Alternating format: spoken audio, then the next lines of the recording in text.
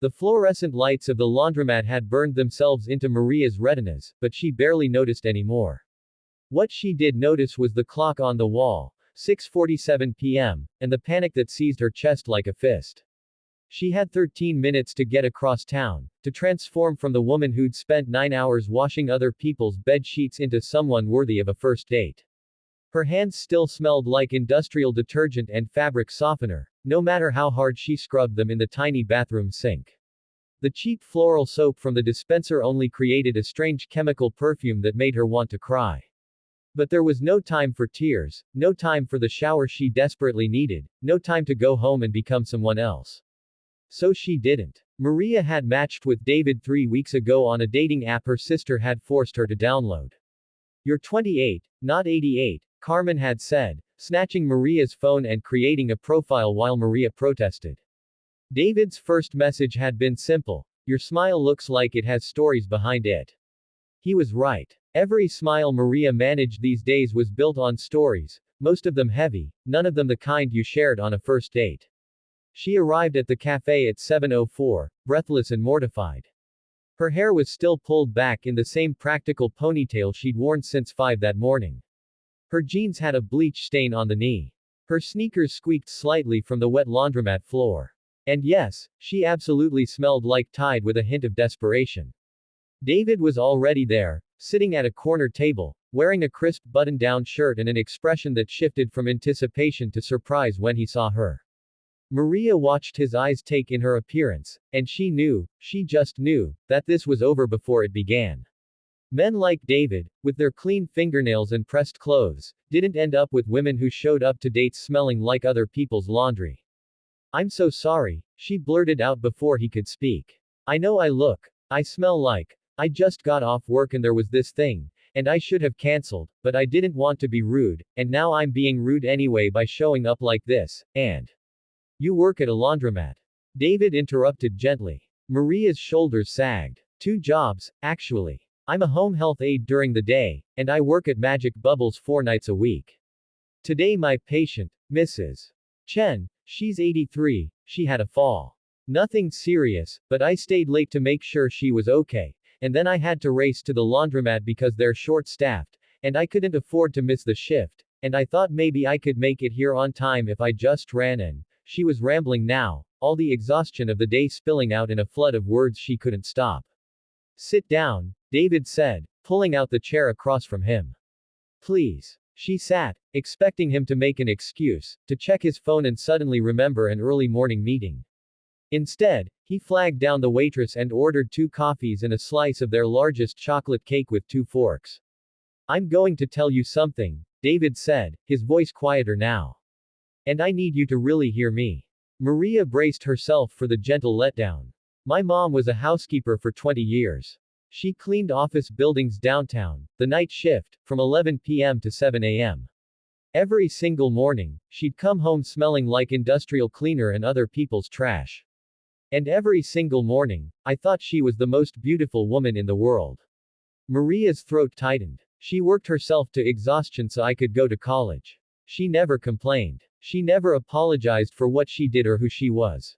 And she taught me that you can tell everything you need to know about a person by watching how they treat the people who serve them, and how hard they're willing to work for the people they love." The coffee arrived, and Maria wrapped her hands around the warm mug, suddenly aware of how cold she'd been. "You came straight from work because you didn't want to cancel on me," David continued. "Which means either you're terrible at time management, or you're someone who keeps her promises even when it's hard. You work 2 jobs, one taking care of elderly people and one washing clothes, which means you're not afraid of hard work and you probably have someone you're supporting or a dream you're saving for. And you apologized for smelling like honest work, which breaks my heart a little, because that's nothing to apologize for." A tear slipped down Maria's cheek before she could stop it. She quickly wiped it away, embarrassed. "I'm saving for nursing school," she whispered. "And my brother, he's 17, he lives with me. Our parents died 4 years ago. Car accident. He needs to finish high school, maybe go to college if I can manage it. So I work, and I save, and I." She trailed off, realizing she'd just unloaded her entire life story on a man she'd known for 4 minutes in person. David reached across the table and gently took her work-roughened hand in his. My mom died 2 years ago. Lung cancer. She never got to retire, never got to see me graduate, never got to stop working long enough to rest. I'd give anything to have her here, to tell her I finally understand what she sacrificed. They sat in silence for a moment, two strangers connected by the invisible threads of grief and gratitude and recognition. So here's what's going to happen, David said, his voice firmer now, with a hint of playfulness that made Maria's heart skip. We're going to eat this cake, which is objectively the best chocolate cake in the city. My mom and I used to come here on her rare days off. Then we're going to have an actual first date where you tell me about Mrs. Chen and your brother and every dream that keeps you working 2 jobs. And I'm going to tell you about my mom, and my very boring job as an accountant, and how I volunteer at the senior center on weekends because it makes me feel close to her. And neither of us is going to apologize for who we are or where we came from. Maria laughed, a real laugh that seemed to surprise both of them. You volunteer at a senior center. Every Saturday. I help teach a computer basics class. Last week, I spent 40 minutes explaining to a 79-year-old man how to use emoji in text messages. He now ends every message to his grandson with 17 thumbs ups. They talked until the cafe started stacking chairs on tables. Maria learned that David's mom had been named Rosa, that she'd crossed the border at 19 with nothing but determination and dreams, that she'd never learned to read English well but could calculate household budgets in her head faster than any computer. David learned that Maria's brother, Elion, wanted to be an engineer, that Mrs. Chen made the best dumplings Maria had ever tasted, that Maria's dreams included not just nursing school but maybe, someday, opening a community health clinic in her neighborhood. When they finally stepped outside, the November air was sharp and cold. David shrugged off his jacket and draped it over Maria's shoulders without asking. I should probably tell you, Maria said, looking up at him, that I'm a terrible gamble. I work too much, I'm exhausted most of the time, and I probably won't have free time for an actual date for another 2 weeks. Lucky for you, David replied, starting to walk her toward the bus stop. I'm an accountant. We're excellent at calculating risk versus reward. And something tells me you're worth the wait. Maria pulled his jacket tighter around her shoulders. It smelled like cologne and kindness, a combination she hadn't known existed until tonight. Your mom would have liked me, she said softly. My mom would have loved you, David corrected. Because she would have recognized herself in you. That's why I already do.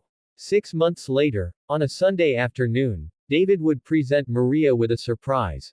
The first semester of nursing school, paid in full, a gift from a trust his mother had left behind with instructions to help someone who reminds you of me.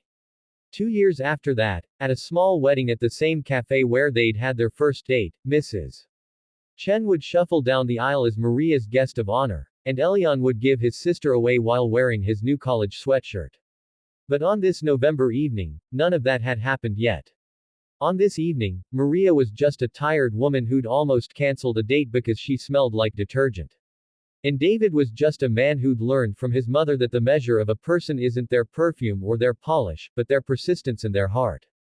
They were just two people, discovering that sometimes the best love stories don't begin with roses and romance, but with honesty, humanity, and the courage to show up exactly as you are, sweat, dreams, and all.